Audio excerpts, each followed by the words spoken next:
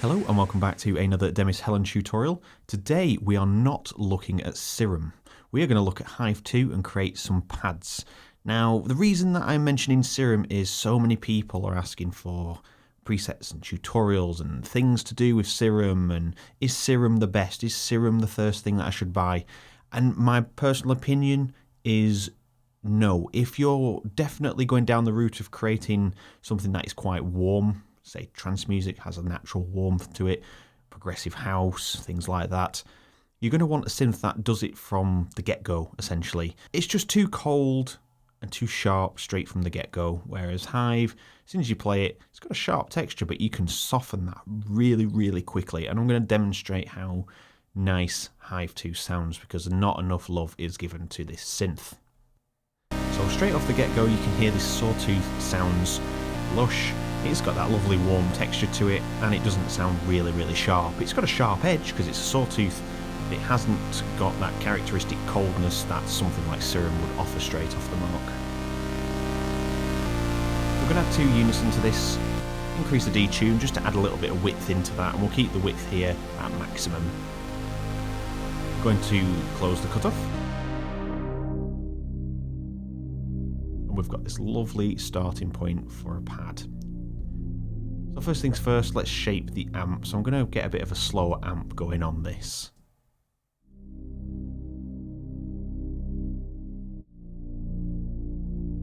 I'm just going to shape this till it sounds about where I want it. Just got a bit of a tail off. Let's just open the filter again. Okay, so that's just enough for now.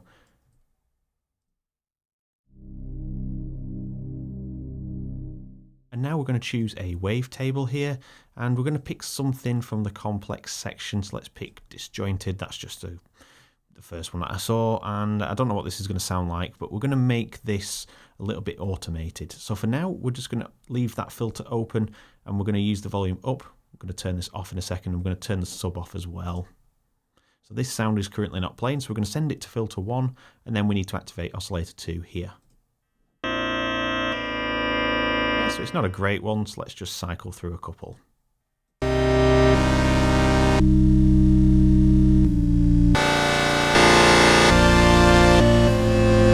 quite nice. Cycle through it.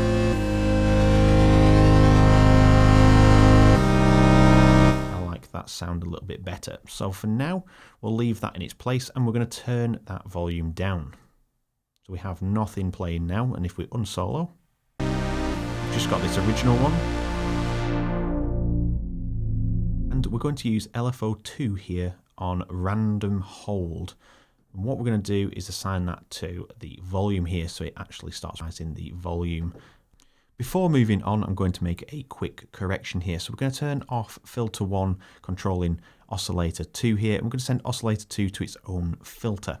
This way we can hear exactly what this LFO is going to be doing. And now with that sorted, we can look at LFO2, and we can see that we've connected to the volume as previous, and now when we turn this up, you'll hear the random hold effect.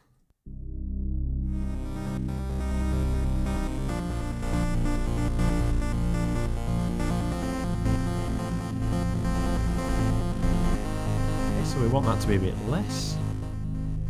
And we want to control this on the filter as well, so we're going to drag this across onto the cutoff.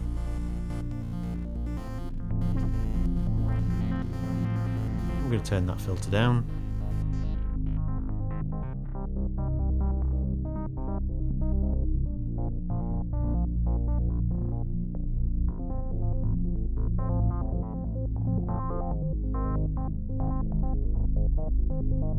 I'm going to make that a low pass 12.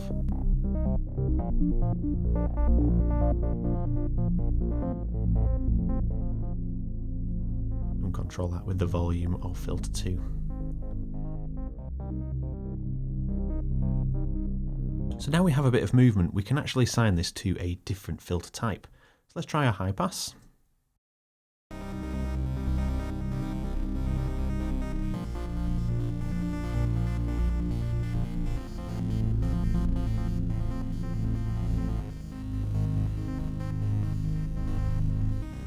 we don't have to set it up this way. We can have the LFO here controlling the filter without actually going through the matrix here. We can use this.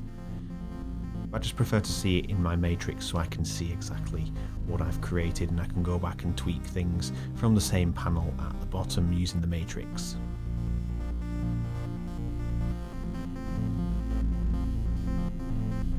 Okay, so now we have that sorted, let's have a look at automating some of the features of the wavetables. Let's have a loop and let's set a tempo.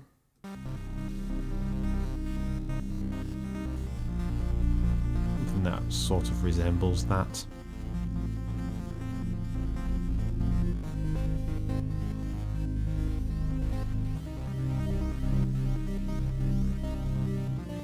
Have something a bit slower, that sounds better.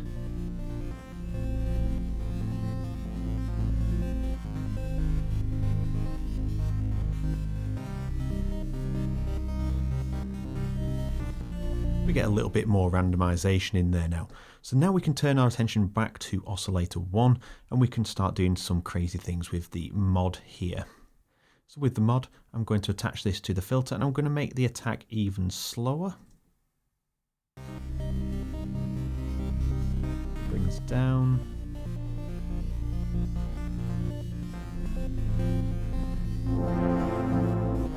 Okay, so that's too fast. Slower.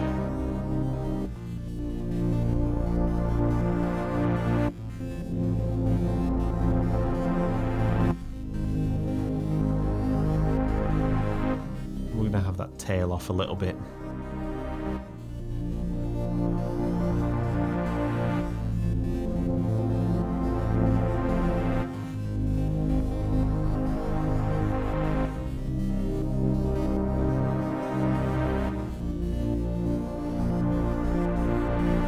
Now we have that set up, we can start messing around with some parameters and we can add some resonance in there and get things sounding a little bit freakier with that sound, because it sounds like that chord structure needs something quite floaty and a lot of detail in there. So now we're going to add some reverb. I'm going to put this to the top of the chain to start with.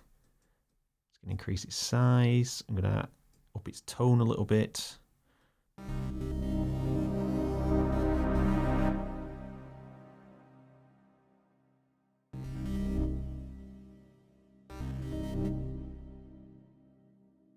Tone down a little bit. Let's increase the size a bit more and the decay a little bit more, and we'll put the mix nearer to 50.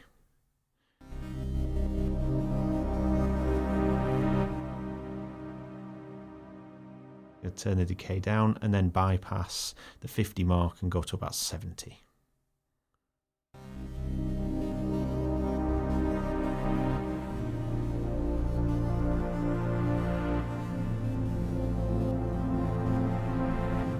And we're going to put a phaser on here as well, so let's put that on and drag that up.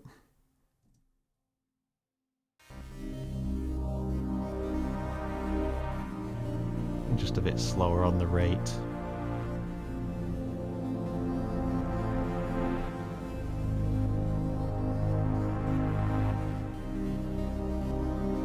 And that's just creating some movement in the pad, and it'll accentuate a few of the harmonics as the peak of the phaser passes over the sound.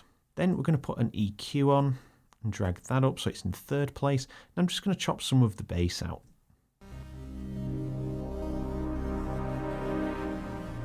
We're just controlling that low end, a bit of high end just on there to boost.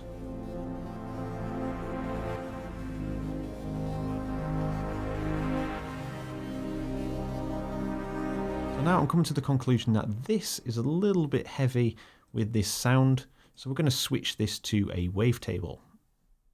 Jump into Wavetable 1, and I'm going to pick something that is pretty... Let's go into complex. We found one earlier that sounded quite nice. Let's just start here, cycle through till we get something roughly that resembles a saw wave.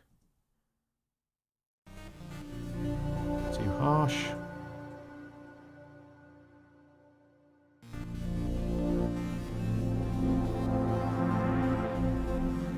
We can add a little bit of softness to this. You can see it's nearly a triangle, but it's got that saw wave texture still. And now this one's sounding a little bit too harsh, so let's soften that off with a bit of attack.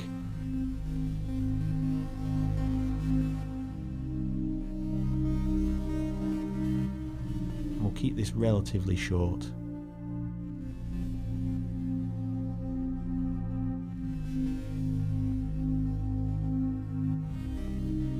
You can hear now every time the sound starts, it passes through and it seems to cycle around and then disappear again.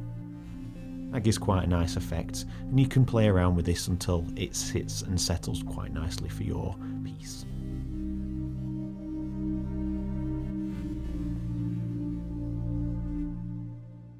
Okay, let's try and use some shapes here. So we're going to add some of these to the other parts, and we could automate these if we wanted to, using some of the macro knobs or something like that. So shape A, I'm just going to assign this to pan, the first oscillator, and shape A is represented by these two blue sections here, and you can see the rate is at 1/8, so it's just kind of jumping back and forth, and it's holding on that bright side if you look there. So let's go down to here and we can choose which way we want that to go. Let's set that to about there. I'm going to set it to 16ths. I'm going to have that one the opposite way round, I think.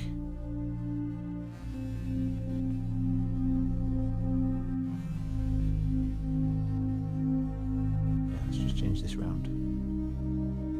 On this one, that would help.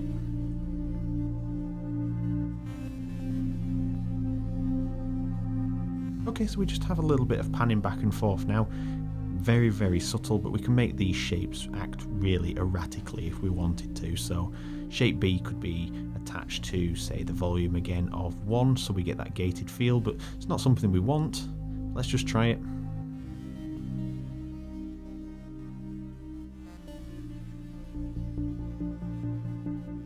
You can hear if you wanted that sort of soft gated feel, we can add that in there. We can change these more like on and off switches, or more like triangles. You get that really soft gated feel, but we don't want that in this particular track. This is not something I'm looking for in this preset build, shall I say. I'm quite liking the sound that it is right now. It's a bit quiet, so let's turn that volume up a little bit here for now.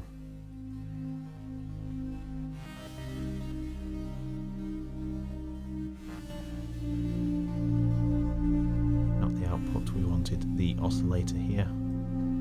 We can add a bit of vibrato in there as well.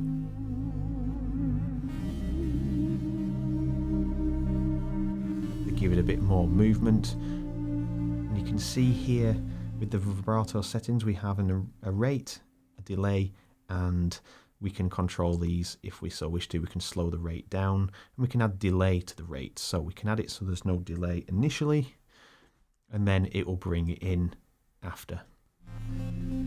Let's listen to that a little bit harsher.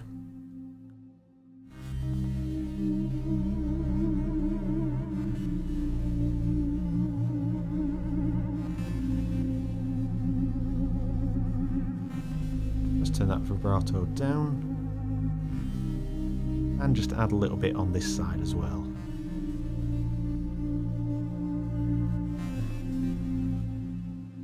And finally, to finish the video off, we'll go down to here to our mod wheel, which is somewhere just here, and we're going to add this to our cutoff of number 1 when this is increased.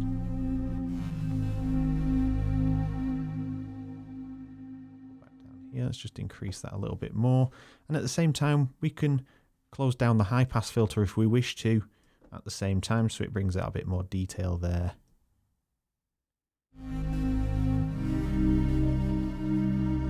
I hope that opens up some doors to preset creation for you, and that you can copy some of these ideas and get some nice movement in your pads. Hive 2 is really quick at doing pads. I think it's one of the best synths to go to at the moment for anything that is pad related or atmospheric. You have so many options that are just literally on screen in front of you. There's only 4 menus here really that I delve into, plus the wavetables there. So there's not really much going on outside of the initial UI that you can see. If you enjoyed the video, let me know down in the comments. I always get back to everybody, and also hit the like button. And finally, if you haven't already, subscribe and hit the bell icon, which will notify you of my uploads, and it helps the channel greatly. So thank you very much for watching, and I'll see you all in the next video.